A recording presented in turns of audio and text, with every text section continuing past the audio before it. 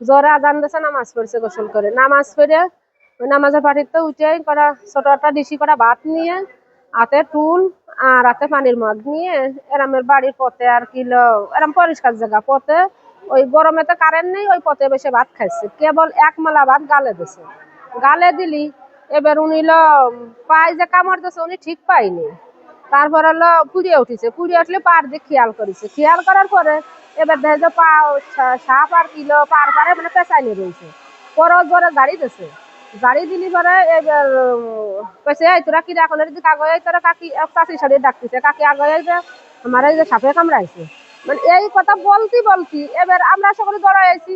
দৌড়াই আসার পরে আমরা অটো উঠেছি। অটো উঠে আমরা ইট বাটার ওই জায়গায় আসতে উনি কইছে আমার চোখ মুখ অন্ধকার এসছে, আমার গা গত জেলে আসছে, পুড়িয়ে আসছে মলাম। এর ভিতরে নস্কার বুকা কবিরাজি আছে। তা উনার রাস্তার সাথে কইছে যে এই জায়গা নিয়ে যায়।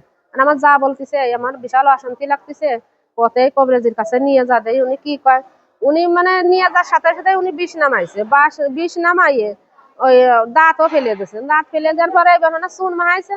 এবার খালি কইছে কি যে আমার ভালো লাগতেছে না, ভালো লাগতেছে না, কিরাম লাগতেছে, মানে এইভাবে কইছে। কলি আমরা আর কি অটো উঠে নিয়ে চলে আসছি।